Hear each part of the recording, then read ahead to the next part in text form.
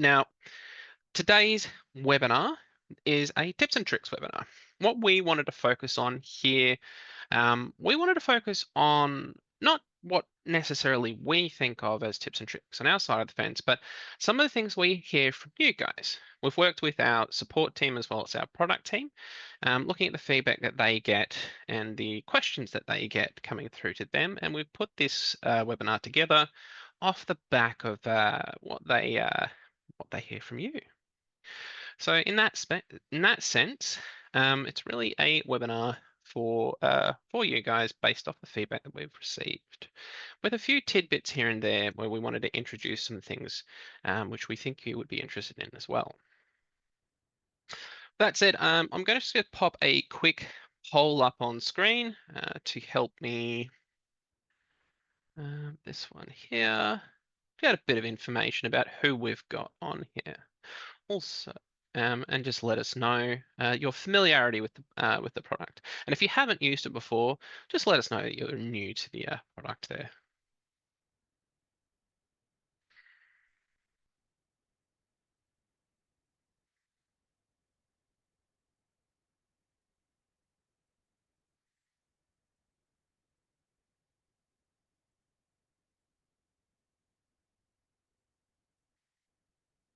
All right, got a few answers coming back in there. That's been about 45 seconds. I might end that there. Looks like we've got a real mixed bag, albeit most do, yeah. Quite a few new people on the call here as well. And yeah, interesting. Quite a lot of you said that you haven't actually used our support chat or our feedback just yet. This is something that we've used to generate this this tricks and tips webinar. So as we go through, we'll point out where those are so you have a bit of an idea. And we would definitely recommend sharing your feedback with us as you do use the system, as we do listen, and we wanted to, well, that's where part of this has come from. Without further ado then, I am going to jump in and share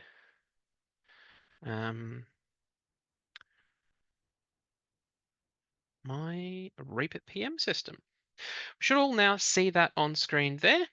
And we're going to kick this off by having a little bit of a look at a property owner and tenant through the system and some of the suggestions we would have, or some of the tips and tricks we have around those based off the feedback that we have heard from you guys.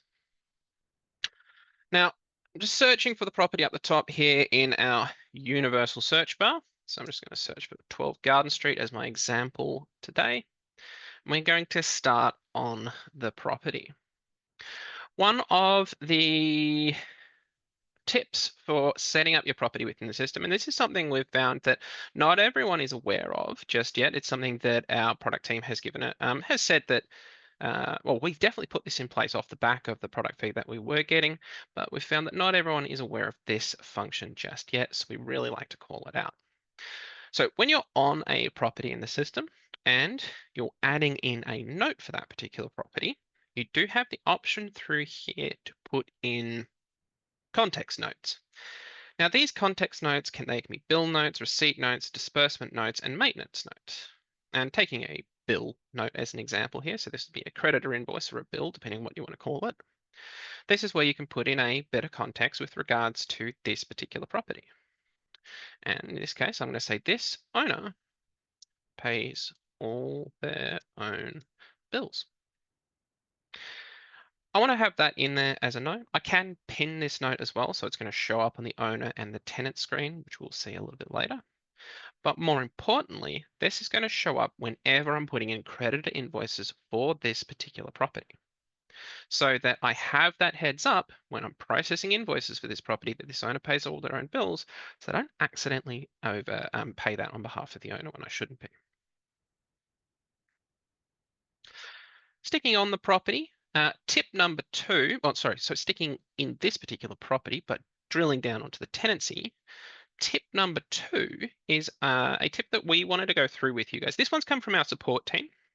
It's something that they find that people find really, really helpful once they learn about it.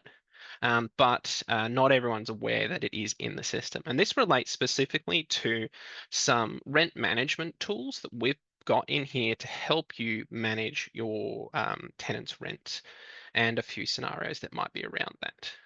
So on our rent, on our tenant card and under the rent details, we have this edit function through here. This gives us a couple of different options.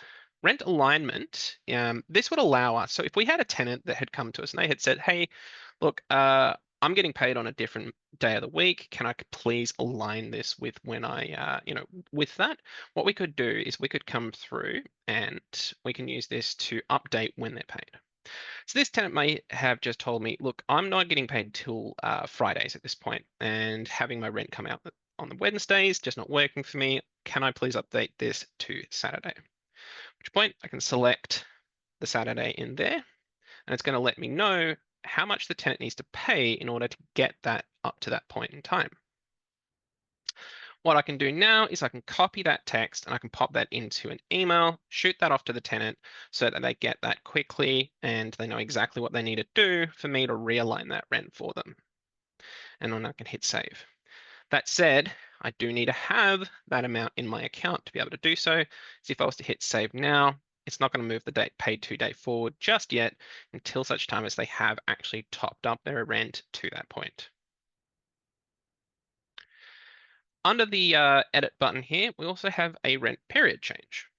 So if we have a tenant that's come through with a similar sort of question, and maybe this time they've gone to a new job.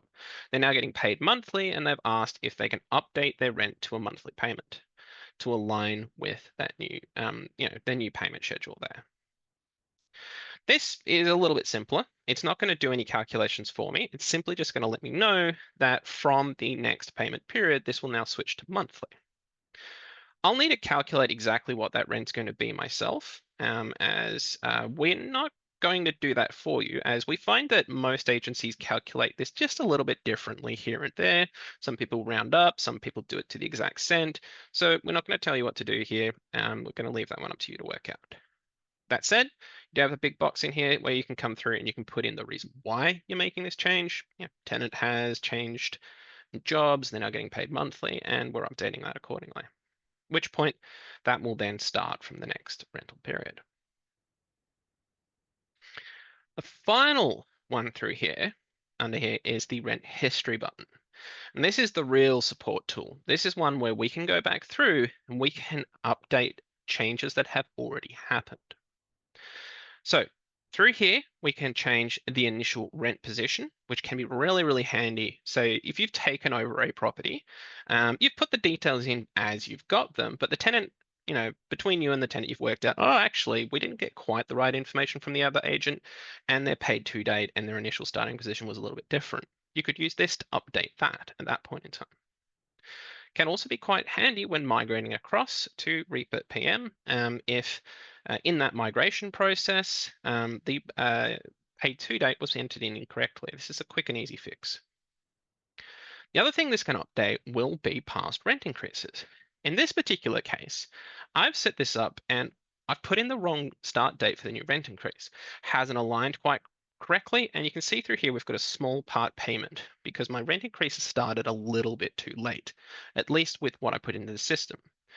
I told the tenant they needed to pay the new rent from the 29th of the month, and in order to fix this up, I can simply come through and edit this, updating that to the 29th and clicking update, which point it's going to align my rent correctly based on when the rent should have increased. It's a tiny little fix, but it just makes sure that we eliminate that part payment or eliminate that instance of arrears on a weekly basis and keeping things nice and tidy. Hitting confirm pops that in place. The other thing that's worthwhile noting is that you can delete past rent increases if one was put into place when it should not have been there, and that will then realign the rent accordingly. It is important to note, though, that when you do this, if you are updating something that has happened in the past, it doesn't change what was on, well, it can't change what was on the original rent receipt. So what you'll find is on the next rent receipt, it will realign to where you have changed it to, and there might be an overlapping period with the previous rent receipt you've provided to the tenant. And that is unavoidable just under the circumstances. With that said, though, let's go back to the tenant's details. And from here, I just want to highlight, of course, that it is just this edit button next to the rent details here. Nice and easy to, nice and accessible and easy for anyone to use. All right, so sticking here just on the tenant for a little bit longer, the next tip, so tip number 3 at this stage, is just with regards to reoccurring rent invoices. It's another one that's come through from our support team. They said that they find that a lot of people ask about this and not everyone's aware about how it works. On the tenant's agreement details in here, one of the things that we're able to update under the rent invoice section is we're able to put in a reoccurring invoice that goes out to the tenant. This is typically something you'll see more so on the commercial side of the business, but occasionally you'll have clients such as the Department of Housing or other organizations that require an invoice to be sent to them before they will pay the rent. So for every tenancy in the system, we have the option to be able to create one of these reoccurring rent invoices. Now, it's a simple matter of just clicking create reoccurring rent invoice to tenant from the agreement details, setting up how often you want that to go out. Now, if they're on a monthly payment, this will be monthly or quarterly, but because this person's paying weekly, it's weekly or fortnightly. When do we want the next one to be sent? Now, this tenant, if you remember just a moment ago, they're paid up to the 11th of November. So I want this one here to be sent before the 11th. I might say I want this to be sent a week earlier, and I want this to be due on the 11th. I can then put in what is going to show on that invoice. So I want this to show the next payment period, so it'll be the week after. And we're going to leave this as match rent. What that means is that any rent increase that we put in place moving forward into the future will be automatically taken into account, and I don't need to come back here and edit this ever again. Once I hit save, that is in place for this tenant, and I don't need to worry about it moving forward. But it's going to generate that invoice on a, in this case, weekly basis, going out to the tenant, advising them of what they need to pay and how to pay that. There we go. And I'll always be able to see if one is set up within the system because it'll let me know that that scheduler is in place. So they're just a couple of handy rent-related tips and tricks for managing a tenancy in here that have come through from our support team. They find that these are ones that people ask about on a regular basis, so we wanted to include those. Our next couple of tips are going to relate more so to our owner. So from the right-hand side here under the property, I'm going to navigate through to the management agreement by clicking management agreement here. And we're going to have a look at an update that we've made recently to the owner off the back of product feedback that we've gotten from you guys. This is a pretty simple one. It's just, and so this is tip number 4, by the way, and this is a simple change that we made through to the system in order to make sharing documents with the owner a lot easier. So from our owner documents in here, I can, of course, upload documents. I can do that by clicking Add New, Upload File, and then through here, I just need to select what I want to share with them.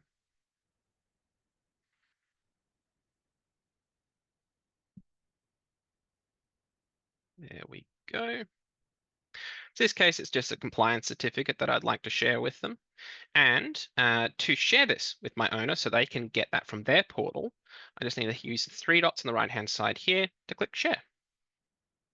Simple little piece of functionality and something that everyone has access to. So that's really easy to use. You can, of course, also through the 3 dots over here, unshare that if it was not something you needed to share to them in the first place. And you have the option to delete, rename, and download from here. Rename probably is one of the more important ones here. So you want to make sure that the naming convention on your documents makes sense. If it's come off a file scanner, update that to something that the owner knows or will understand what it means. All right, now that brings us on to the next tip, which will be number 5 or 6 at this stage, depending on where I'm up to. And we're going to jump out to the owner's contact card. So we've all had that situation where we've got an owner that they would like their accountant to receive their statements. But you don't want to put the accountant in here as a owner because then they're going to receive everything and they're going to show up on those statements. So what do we do? For that, what we want to do is we want to edit the owner's contact card. So it's not done from the ownership itself, but rather from their contact. If I click the three dots next to the owner's name from the ownership details here, I can edit the owner or the contact card. What this does is it brings up the owner's contact card here. And what I want to do is under the email heading, I just want to come through here and add in an additional email. Call this whatever I like. Let's just call this accounts@email.com. Doesn't need to be too creative for an example, but popping that into there as a secondary email. I can select this as, I can use whatever I want, but I'd probably go with other myself. It makes sense. So other type, other use. It's not going to be the primary, of course. We're just going to hit save. Once that contact card's been updated, I can then come through and I can, well, using this view preference button for that email that I've just added, toggle on that I want to CC this particular email in any owner statements. And it'll be for all of the properties that are linked to this contact card. That way, their accountant is getting a copy of those statements as they're paid. But they're not going to get any of the other information with regards to that property, maintenance, inspections, lease renewals, etc. And they're not going to appear on that statement when we don't want them to. All right, and that's just a nice little one that we can do from the contact there. Okay, so that's those were the tips for some of the tips that we have around the property owner and tenancy. The next group that I want to go through, this is going to get us to dive down into the system settings a little bit. And these ones have specifically come through from our product team, our head of product team specifically. Who has asked us to go through a couple of the settings here in the Office settings to just talk through them. This came up because we found that we were getting a lot of feedback about our system for things that we'd already done. So we wanted to tell you about them. And we're going to start off with the Office settings. There are a few in here which we want to call out. Now, the first one, which is titled, so if just to navigate to where I am right now. So if we go through to settings, Office settings, and scroll all the way to the bottom, you'll come across these ones here: show effective paid to date, maintenance inspection, and fraud detection. Now, show effective paid to date. This one has been put in the system so that there's more visibility around the effective paid to date in the system if that's what you're calculating your arrears off. And it's where you can toggle on and off between calculating your arrears based off the effective paid to date or based off the last full period that the tenant paid off. Most people, well, it's up to each agency, but most people I find do want to be able to see this against the tenancy agreement and the timeline. But this is the feature that we find that not everyone has turned on. And it's a simple toggle through here. By turning that on and hitting save, you'll now be able to see effective paid to dates on the tenancy and property more clearly on both the tenant agreement and on the timeline. Hitting save through there, make sure that's turned on. Of course, if you also want to change the way you're calculating your arrears, you can toggle this on or off through here as well, and it'll give you a bit of a heads up with regards to what that's doing. Below this, one of the other pieces of feedback we've got is that people want to be able to see key numbers and access details on their work orders that they're sending out to their tradespeople. It's through here that you can toggle these on as well. This is rather simple. It just adds those key numbers and those access details on there when you're sending that work order out to the tradesperson. Pretty straightforward, but again, something that not everyone was aware that was in here. So good call out. Inspections is pretty straightforward. This is just going to include entry condition comments and on the exit reports. This can be set up so it's just there by default, as a lot of people like to have that in there so that they have that as a point of reference. And finally in here, we have some fraud detection that can be set up. This is just easily set up. All you need to do is put in who the recipient is as well as the recipient's email address. And that will make sure that they are going to get a fraud detection email anytime a payment is made to a new bank account. Something that we do get quite a few requests for, and we just wanted to make sure that you're all aware that this is here. It is reactionary in that it's only going to tell you once a payment is made to that bank account, but it will tell you who updated the bank details, when they updated the bank details, so you can go and check to see if there are notes or an explanation as to why those changes were made for that landlord or that creditor.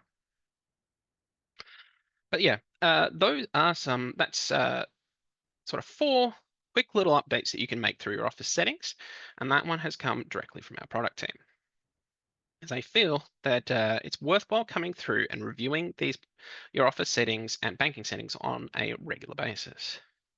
With that said, the 7th tip that we have for you guys does relate to your banking settings. So while we are here, I wanted to jump into your banking settings and have a bit of a look at some of these as well. This one I'll try to keep quick and easy, but there's a couple of things in here we just want to remind people are here. One of the first ones, which is just a simple little toggle in here, is to do with automatically emailing receipts to tenants upon creation. So when you receipt the rent, automatically send something out to them.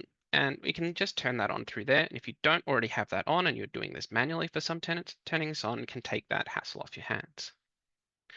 Now, there's a couple of additional things in here we wanted to remind you about. Scroll down a little bit quickly, just past those, and I'm going to come through to a feature that not everyone's aware of. This came out last year, late last year or early this year, and it's something that we do get the request about this quite a bit, and it has to do with agency fee remittance. There is a remittance report that's created when agency fees are paid, but you can also, through the banking settings here, set it up so it sends it through to a specific person in business. So if your boss really wants to get a copy of this each time they get paid, pop their details into here, that will send that out to them. Finally, on our banking settings, this is just a call out, something that we hear all the time, and we, in particular for new users, it's certainly worthwhile knowing that it's here because the default setting for new systems is this is set to yes, but what this particular bulk receipting function does in here, this top one here, so this is automatically select amounts that are part payments of rent.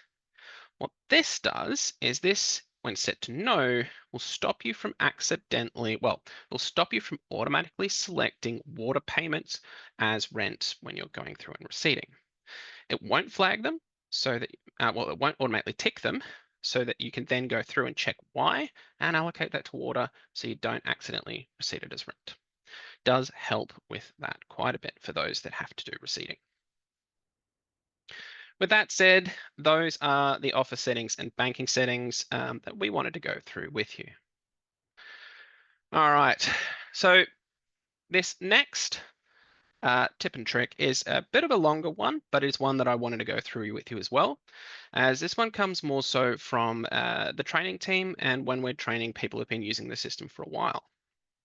One of the things we have found is, and we get feedback on, is with regards to communication going out of the system.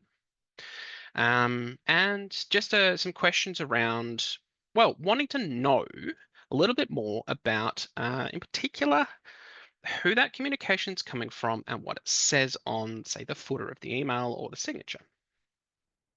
And for this, we're going to start in portfolios, as this is something that there's a couple of tips and tricks with regards to setting up your signatures within the system. The portfolio signature in particular is an important one to get right. One of the things we find with clients is that when they're setting up their portfolios, they tend to fill all of this in, as it's kind of naturally inclined to do so.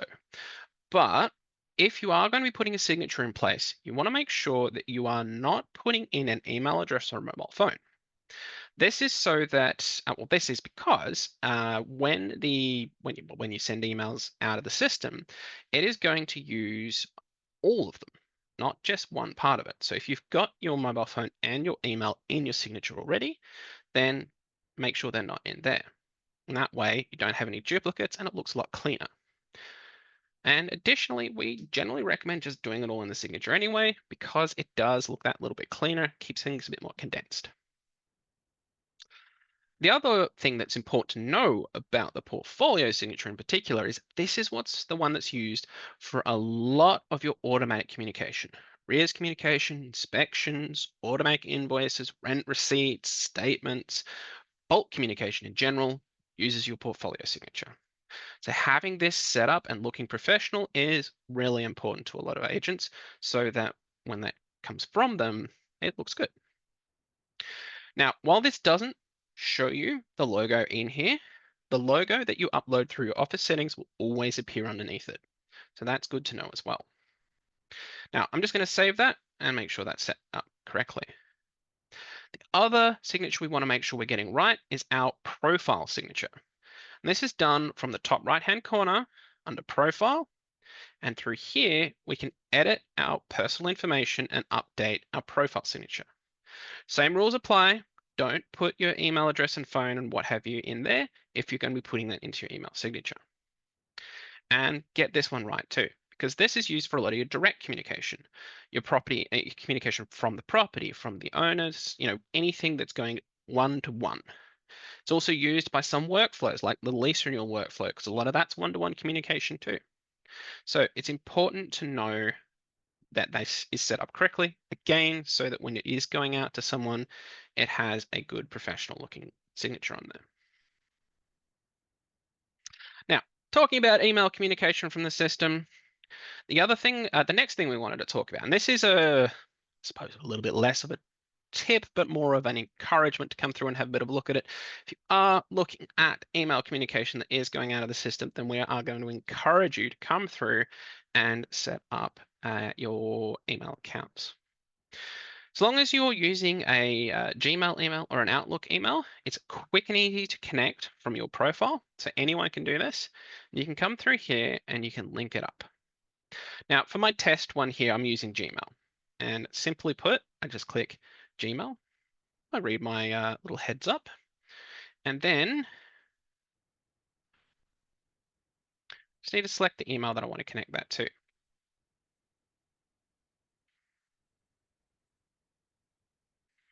It's going to ask you, make sure, it's going to give you, so they'll give you a bit of information about what we're doing on our side. But once that's connected,